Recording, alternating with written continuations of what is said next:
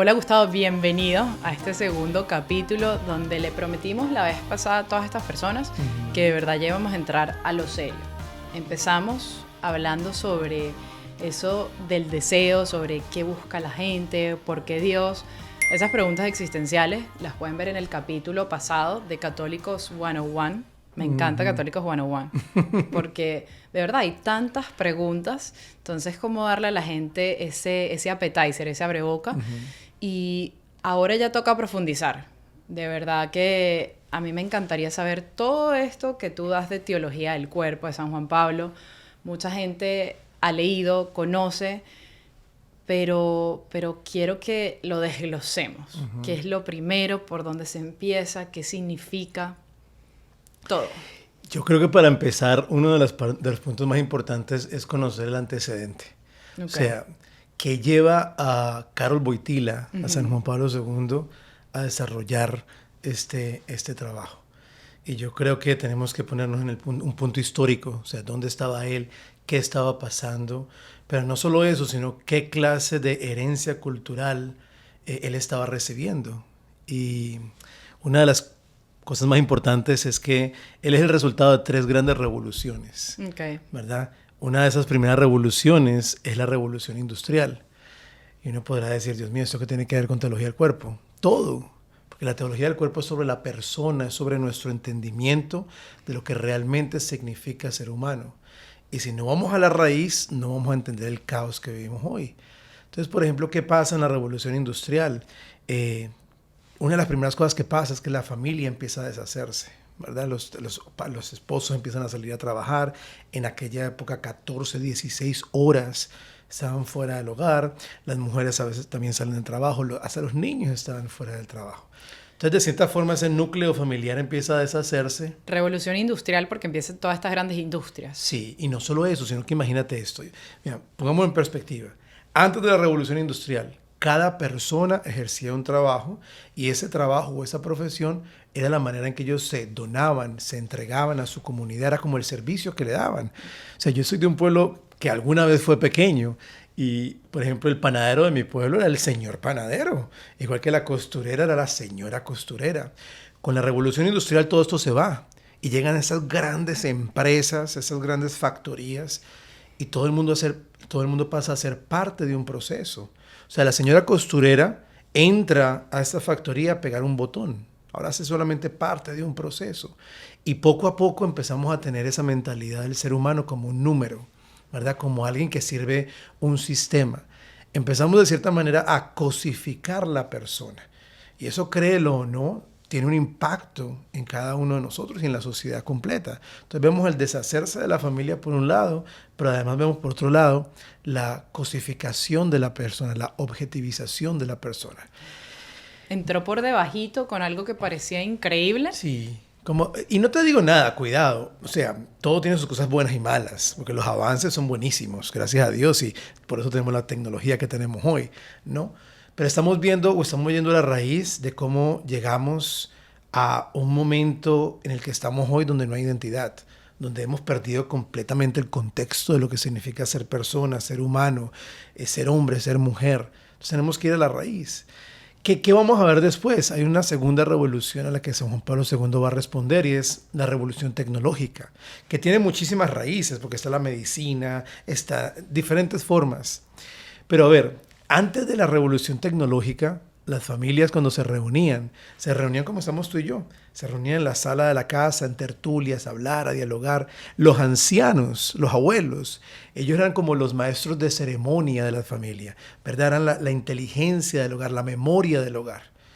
¿Qué pasa con la revolución tecnológica? Que entronamos un nuevo Dios y lo colgamos en la mitad de la sala, que es el televisor. Y de cierta forma las familias empiezan a quedar en silencio. De cierta forma, la educación pasa a los medios masivos de comunicación, ¿verdad? Porque ahorita los niños, por ejemplo, cuando se informan de lo que pasa, se informan por lo que ven en internet, por lo que ven en TikTok, por lo que ven en Snapchat, por lo que ven en Instagram. Empiezan a dominarnos. Ya, de esa cierta verdad forma, se empieza a transgiversar. Se empieza a hacer más fácil que las ideologías planten su semilla en las nuevas generaciones. Y tenemos después la tercera revolución, que es la revolución sexual.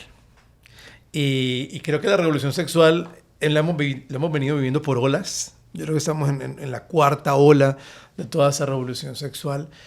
Y llega la revolución sexual a Irán con muchas promesas, pero tres de esas promesas, por ejemplo, la primera decía que el ser humano iba a ser más libre. Y yo te pregunto, desde que llegó la revolución sexual en los 60 hasta hoy, ¿realmente somos más libres? O sea, realmente, bueno, vamos a entender lo que es libertad, como decíamos antes, ¿verdad? Porque para el mundo, ¿qué es lo que es libertad? Hacer lo que me da la gana. Y siempre que yo hago lo que me da la gana, no soy libre. Soy preso y esclavo de mis ganas. No puedo decirle a mis ganas que no. Entonces, no soy libre, ¿verdad? Entonces, la revolución sexual no nos dejó, no llevó a la humanidad ninguna libertad. Por todo el contrario, nos dejó esclavos de nuestras pasiones, esclavos de nuestros deseos. En el nombre de esa libertad se empieza a generar toda la estructura pornográfica que vivimos hoy. Y vemos como la pornografía en la actualidad es una pandemia, diría yo, más grande que las últimas pandemias que nos han azotado, porque está en todas partes, en todos los hogares. No, y hoy en día, y bueno, hace mucho tiempo, lo que pasa es que hoy, a través de los medios, que escuchamos eso de relaciones abiertas, entonces, claro, el matrimonio se desvaloriza, ¿por qué estar con una persona cuando puede estar con dos? En fin, una cantidad de cosas. Eso que estás diciendo también es importantísimo, porque ahorita, o sea, parece como que cada vez vamos un poquito más bajo de esa revolución sexual. Ahora tenemos todo lo que son los hookups apps, ¿verdad? Y muchas personas, claro, se bajan un app y siempre que el sexo se hace fácil, el amor se hace difícil. Porque empezamos a quedar presos de instintos demasiado básicos sin la información del espíritu. No estamos siendo informados por el plan de Dios. Entonces, claro, empezamos a tener relaciones, hookups a toda hora, buscando en una app con quién tengo relaciones, con quién puedo acostarme. Claro. Y cuando encuentro la persona ideal, digo yo, ya, encontré la que era, voy a cambiar. Me porto bien por un tiempo. Pero había creado yo ya un patrón anterior. Entonces, ante cualquier problema que yo tenga con esta relación, digo yo, ¿para qué me la voy a aguantar? O sea, ¿para qué quiero deal con toda esa situación si puedo ir a un hookup, un app y encontrar todo tan rápido? Y empezamos a crear otro tipo de adicción. Entonces, esa fue una de las mentiras de la revolución sexual, que la persona iba a ser más libre.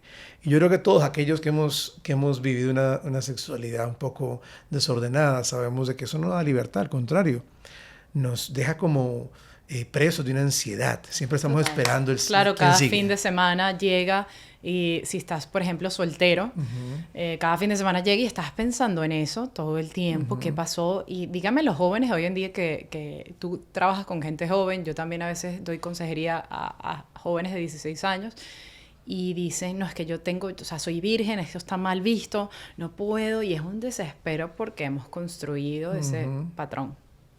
Tienes toda la razón. Una segunda promesa de la revolución sexual era que supuestamente en aquella época dijeron que la familia se iba a fortalecer. Porque bajo la mentalidad vacía de la revolución sexual, si un joven tenía todo el sexo que quería antes de casarse, una vez que se casaba, pues ya podía tener un buen fundamento de hogar. Todo lo contrario. No, tenemos un nivel de divorcio de casi el 52% y mucha gente alega, no, ya no hay tanto divorcio como antes. Claro, pues la gente ya no se casa. Entonces el problema no es de que mucha gente piensa, el divorcio ha mermado. No ha mermado para nada. Lo que pasa es que la gente no se está casando, ¿verdad? Los jóvenes han generado un impedimento al compromiso, ¿verdad? Claro. Y otra de las últimas promesas fue de que la mujer se iba a empoderar. Yo creo que la gran víctima de la revolución sexual fue precisamente la mujer, ¿verdad? Porque hay dos líneas. Hay una línea que te dice que para ser mujer tienes que renunciar a toda la feminidad, a lo que realmente significa ser mujer y tomar la posición de un hombre, una posición de poder, una posición diferente, ¿verdad? Esa es una línea. O está la otra línea donde la mujer se deja cosificar, objetivizar y voltear todas las miradas a través de atributos corporales. No por quién es ella como persona ni por sus cualidades, sino simplemente porque puede mostrar o ofrecer placer al hombre. Entonces, bajo este contexto de todas esas tres revoluciones que van golpeando lo que significa ser humano, llegamos al contexto histórico de Juan Pablo II. Juan Pablo II nace y crece en Polonia, en medio de dos situaciones difíciles. La primera, el nazismo, ¿verdad? Y la segunda, el comunismo. Y son dos sistemas que de cierta manera son dos sistemas totalitaristas que ven a la persona humana según el beneficio que le ofrezca el sistema, ¿verdad? Y Juan Pablo II desde ahí se empieza a preguntar, no, es que la persona o el ser humano es un bien en sí mismo, ¿verdad? No por un sistema, no por lo que le aporta al sistema, sino que es un bien en sí mismo. Y empieza Juan Pablo II desde muy joven con esa pregunta de ¿qué significa ser humano? ¿Verdad? ¿Qué realmente significa ser persona en un mundo o en una sociedad donde en su momento metían miles de personas en una cámara, ¿verdad? De gas, como era con los judíos, ¿verdad? Y los mataban en cantidades. Y se preguntaba a él, no, un momentico, ¿a dónde vamos? Tenemos que recobrar el sentido de lo que realmente significa ser persona. Entonces, a partir de ahí, él se empieza a hacer esta pregunta. Y mientras hace esa pregunta, siendo Karol Wojtyla, tiene dos obras hermosas, una se llama Persona y Acción y la otra se llama Amor y Responsabilidad. Y Amor y Responsabilidad me encanta, yo se lo recomiendo a todo el mundo porque Me lo va a leer, Gustavo, no me lo leía. muchas personas me dicen a mí, Gustavo, ¿cómo yo le explico todo esto que tú hablas de teología del cuerpo a alguien que no cree en Dios? ¿Me entendés? Porque la teología del cuerpo empieza en el Génesis. O sea, debe haber un contexto espiritual y religioso para entenderla. ¿Cómo yo hago para comenzar esa conversación? Yo siempre les digo, ve Amor y Responsabilidad. Porque Amor y Responsabilidad es una primera base filosófica en la cual San Juan Pablo II responde desde las necesidades mismas del ser humano, ¿verdad? Teniendo en cuenta lo que realmente significa ser persona, el verdadero valor del amor, sin nombrar la palabra de Dios, ¿verdad? Sin profundizar mucho en la parte teológica. Entonces es una base buenísima para comenzar en Amor y Responsabilidad, que es ahí en Amor y Responsabilidad donde San Juan Pablo II escribe su ley personalista, donde dice que el ser humano, a diferencia de todos los otros seres de la creación, es un fin en sí mismo, ¿verdad? Tú, Airán, eres un fin en ti misma. Tú no estás ni para beneficiarme a mí, ¿verdad? Tú misma eres un fin, porque en ti misma hay una salvación, ¿verdad? Y Juan Pablo II ve eso en su personalismo, es la individualidad de la persona que es única, ¿verdad? Que no puedo cambiar, que no puedo desechar, ¿verdad? Porque lo que tú tienes no lo ha tenido, no lo tendrá, ¿verdad? Absolutamente nadie. Qué belleza, ¿no?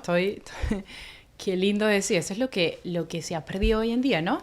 Que nos creemos insuficientes. Uh-huh. Claro, eso que tú dices, nosotros somos únicos, lo que uno tiene no lo tiene más nadie, Uh-huh. pero yo creo que la juventud está viviendo como que quieren ser otras personas. Uh-huh. Por eso se empiezan a comparar tanto. Y ojo, uno también se compara y uno dice, no, es que estamos como perdidos, como buscando a ver quién la tiene mejor, entre comillas, y ahora en redes sociales o mejor en la vida, porque eso capaz es el camino. Esa brújula se perdió. La tenemos extraviada.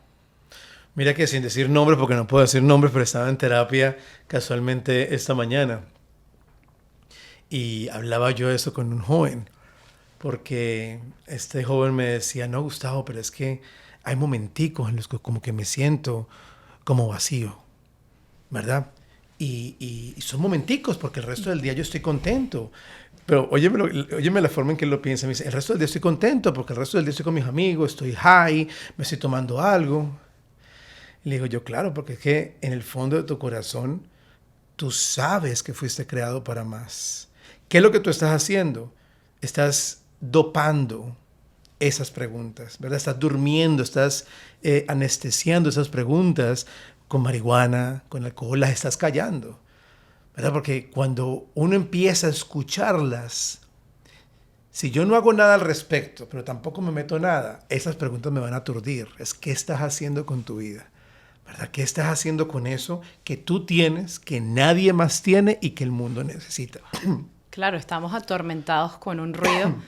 Ahora que lo dices, me regresaste a la Irán de 21 años, que claro, ella se sentía chévere, muy parecida a esto que me estás contando, porque no, yo me siento feliz, pero siempre estaba haciendo algo, algo. Y si no estaba haciendo algo, estaba comprando. Si no estaba comprando, estaba tomando. Si no estaba comprando, estaba con el noviecito de turno.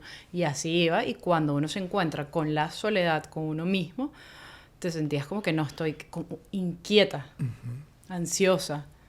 Empiezan las preguntas existenciales, Gustavo, y me atormentaban. ¿Para qué sirvo? ¿Qué hay? Y como no encontraba una respuesta, porque lo medía en plan nivel de mundo, mi respuesta era, ajá, llegas a ser una persona, una periodista famosa, llegas a hacer esto, tienes familia, y eso no me da igual. Yo seguía, pero eso no sé qué pasa, y me deprimía y me deprimía más. Y bueno, esa es otra historia, cómo terminé, pero terminé bien mal, porque esas preguntas yo no le encontraba respuesta, porque lo veía con ojos de mundo. Ya, tienes toda la razón. Y si en el video pasado yo hablaba de eso, el día que se me ocurrió ir a los lugares que yo iba siempre sin tomarme nada y darme cuenta y ver sobrio qué era lo que estábamos haciendo. Yo decía, realmente no estamos pasando bien. Realmente nadie es feliz. Estamos simplemente anestesiándonos y haciéndonos creer que estamos felices cuando realmente no lo estamos. Ojo, y quiero hacer un paréntesis que me vino ahorita, porque sé que la gente hace todo tipo de preguntas y muchos comentarios. No solo la anestesiamos hablando de alcohol, de sexualidad, de drogas, de muchas cosas. Somos adictos al trabajo, somos con las compras, con tantas otras cosas. O sea, nos las pasamos de viaje porque no sabemos estar solos, estamos siempre en reuniones, y cuando de verdad estamos solos con uno mismo en la casa, entonces estás en el teléfono, en Instagram, en todo, distraído tu mente. Y te voy a decir una peor. Podemos hasta anestesiarlo en la iglesia, ¿verdad? Porque muchas veces nos llenamos de actividades de iglesia, pero no de Dios. Entonces muchas veces me encuentro vacío en mi casa, o a veces dentro de un hogar con familia me siento invalidado, no afirmado por nadie, nadie se da cuenta que estoy ahí. Y entonces me meto a la iglesia y empiezo a ir a cuanto grupo posible. Yo tuve una señora que nunca voy a olvidar, y un día ella me dice, Gustavo, a mí Dios me falló. Y le digo yo, ¿cómo así? ¿Cómo Dios te falló? Y me dice, Gustavo, yo vengo los lunes al grupo de oración, los martes al grupo de alabanza, los miércoles voy a Emmaús, los jueves voy al grupo de, no voy a decir el nombre, pero bueno, un grupo. Los viernes estoy aquí ayudando en esta cosa, los sábados vengo a limpiar la iglesia, los domingos enseño el catecismo, después sirvo en la misa. Y mi esposo es alcohólico que todo el día ve televisión, y mi hijo me salió drogadicto. Y le digo, señora, pero ¿cómo le falló Dios? O sea, sin culpabilizar a nadie, usted nunca estuvo en su hogar para llevar lo que Dios le estaba entregando, ¿verdad? O sea, usted tal vez, y lo pienso yo ahora, ¿cuántas veces vamos a la iglesia a llenar vacíos con gente, con momentos, con actividades, con situaciones, pero no con Dios? Entonces, de cierta forma, la iglesia se puede volver una anestesia. Cuidado con lo que voy a decir, no me vayan a malinterpretar, pero por ejemplo decía este gran pensador que la iglesia, o que Dios era el opio del pueblo. Obviamente no lo es. Es nuestro redentor, es nuestro liberador. Pero yo puedo hacer de las actividades de la iglesia un opio cuando no dejo que esas actividades tengan un cambio en mi corazón, un resultado en mi estilo de vida, cuando yo no tengo una relación real con Dios, ¿verdad? Y es más, no lo decimos nosotros, lo dijo Jesús con María y Marta, ¿verdad? Con aquella mujer que estaba a sus pies y la otra trabaje para aquí, trabaje para allá, y Señor, es que no me ayuda.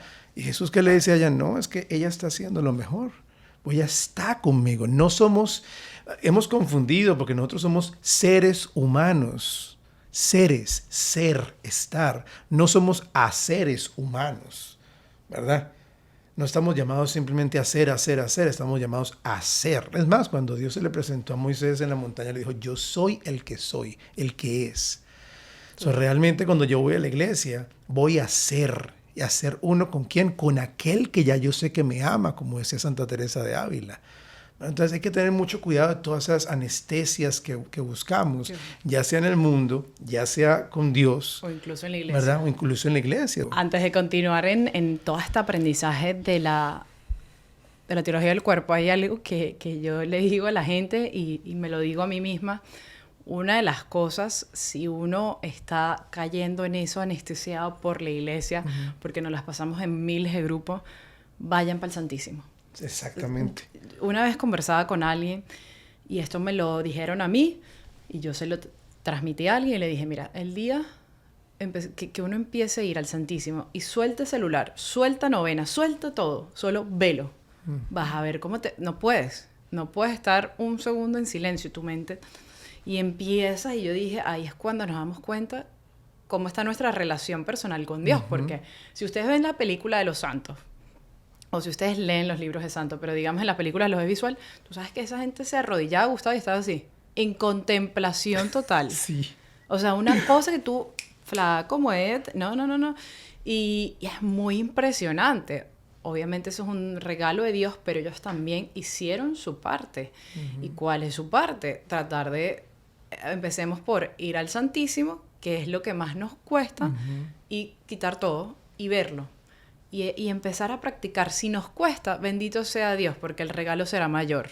Entonces empezar a practicar 1 hora diaria, todos los días, y sin nada. Irán, que si la novenita, que si yo le dije, él sabe que le dijo hola, y él sabe tu intención y lo que está intentando, y lo que tú estás intentando hacer. Velo. Y empiezas a practicar. Dijiste una palabra hermosa, o sea, dijiste algo lindo, dijiste en contemplación. ¿Tú sabes lo que significa contemplar? Lo dijiste el otro día y no me acuerdo. Siempre me encanta recordarlo, porque contemplar es eso, es entrar al templo. Y cuando estamos ante el Santísimo, estamos entrando al templo de Dios, estamos en presencia de Dios. Pero además le permitimos al Santísimo, le permitimos a Dios entrar en nuestro templo, ¿verdad? Y claro, perfecto, podemos ir al Santísimo y hacer un rosario y hacer la Divina Misericordia, hacer la novena, todo está muy bien, pero eso es un medio. Tiene que haber un momento donde ya yo suelte todo y me quede en relaciones. Como por ejemplo, digamos que si tú vas a ver a tu novia, ¿verdad? Al televidente, va a ver a la novia. Y cuando va a ver a la novia le lleva unas flores. Y está con la novia y empieza, qué flores tan lindas, que esto, que lo otro. Al principio ella se va a quedar como que, wow, él me trajo flores, qué lindo. Pero si después de 1 hora él sigue, mira las flores, qué linda, mira su color. Ella va a decir, bueno, ya vi las flores, podemos hablar, ¿verdad? Entonces, como ese rosario al principio es esas rosas, ¿verdad? Que yo le voy dando a María mientras voy meditando la vida de Jesús. Y voy dejando que eso me vaya preparando para entonces entrar a un encuentro, una relación íntima, empezar a hablar con alguien, ¿verdad? O sea, cómo utilizo todos esos sacramentales que me da la iglesia para llegar a esa intimidad. No se pueden convertir en un muro que no me permite tener la intimidad. Tienen que ser un camino, me van guiando hacia esa intimidad con el Señor, ¿verdad? Okay. Y así es que Juan Pablo II... Sí, nos perdimos. Así es que Juan Pablo II llega pues a esa pregunta de qué significa, qué es Ojo, lo que significa ser humano. No nos perdimos, porque todo esto para llegar a esto que llegó Juan Pablo II no fue que este señor se sentó y mira, vamos a hacerlo mientras estemos aquí. No. Y nos estamos saltando muchísimo, que cada persona puede saber más de Juan Pablo, como por ejemplo que Juan Pablo II perdió a su mamá, perdió a su hermano, después perdió a su papá, perdió a toda su familia, y sin embargo fue una persona que no tuvo miedo. Por ejemplo, antes de ser sacerdote, él hizo teatro, y fue un teatro que él hacía on the ground, escondida, se llamaba Teatro Rapsodia, porque era un teatro que levantaba la moral de su pueblo polaco, ¿verdad? Fue un hombre que nunca tuvo miedo y siempre tuvo la pregunta de la cuestión humana, ¿verdad? Era una persona muy humana, totalmente siempre. Y entonces, bueno, hablamos de esas 2 obras de él, Persona de Acción, Amor y Responsabilidad. Después él empieza a escribir esta obra, Hombre y Mujer los creó, okay, que es lo que llamamos hoy la teología del cuerpo, y algunas personas le llaman la teología del amor humano. Y él empieza a escribirlo un 8 de diciembre, se lo dedica a María, ¿verdad? Él empieza a escribir toda la teología del cuerpo, basado en 2 preguntas. La primera, ya la dijimos, ¿qué significa ser humano? Y la segunda es, ¿cómo yo puedo vivir mi vida de tal manera que sea feliz? Feliz, no estoy hablando de euforia. Estoy hablando de esa felicidad que acompaña al cristiano aún en los momentos difíciles, ¿verdad? Una felicidad que en ciertos momentos no requiere una sonrisa, ¿verdad? Es un estado de existencia. O sea, y Juan Pablo II se pregunta, ¿cómo podemos vivir la vida de tal manera que seamos felices? Entonces, si tú te pones a ver, la primera pregunta es sobre identidad, la identidad de la persona, y la segunda es sobre vocación, ¿verdad? ¿Cuál es ese llamado que tiene el ser humano? Que si no respondemos, nunca vamos a alcanzar la felicidad, pero que si lo respondemos, vamos a alcanzar la plenitud para el cual el Dios nos ha creado a cada uno de nosotros. Y esas son las dos partes en las que está dividida la teología del cuerpo. La primera, que responde la pregunta de qué significa ser humano, se llama Las Palabras de Jesús. Y la segunda, que responde la pregunta de cómo puedo vivir mi vida de tal manera que sea feliz, se llama Sacramento. Wow, entonces estas dos preguntas es lo que viene a continuación, que sería ya, empezamos con estas 3 revoluciones, que fue ese preámbulo, lo que él estudia, lo que él medita y contempla ante el Santísimo, todas estas cosas, y dice, bueno, ya que estudié todo esto, ahora tengo esta carne, esta base, vamos a responder estas 2 preguntas, y ahí es donde se desarrolla. Empieza a escribir lo que es ya ese libro, es un libro de la teología del cuerpo. Gustavo, yo creo que vamos a pararlo aquí para dejarlo en el siguiente episodio y la siguiente semana. Aunque es un capítulo corto el de hoy, creo que es algo bastante profundo, que lo estamos resumiendo. Gustavo lo está tratando de resumir, si no pasáramos horas acá, pero para empezar a prepararnos a esto que el Señor nos quiere regalar, y Juan Pablo II a través del conocimiento de Gustavo, que son esas 2 preguntas que yo creo que es mejor no mezclarlas en este video, y que cada quien de verdad absorba esto que se dijo hoy, porque es muy importante, es empezar a analizar cada cosa. Y ojalá mientras esperan el próximo video, cada uno empiece a preguntarse cómo yo he respondido a esas 2 preguntas, ¿verdad? O sea, antes de saber qué nos dice Juan Pablo II, qué nos dice la Iglesia, qué nos dice el Espíritu Santo, vamos a preguntarnos a nosotros mismos. Primero, ¿cómo yo he respondido durante mi vida qué significa ser humano? ¿Qué yo he hecho con mi humanidad? ¿Cómo he vivido mi humanidad? ¿Cómo he entendido mi humanidad? ¿Cómo me he entendido yo? ¿Verdad? Y la segunda pregunta, ¿cómo puedo vivir mi vida de tal manera que sea feliz? Vamos a preguntarnos, ¿de qué manera he buscado yo la felicidad? ¿Dónde he buscado la felicidad? Y hasta el sol de hoy, ¿dónde creo que está esa felicidad?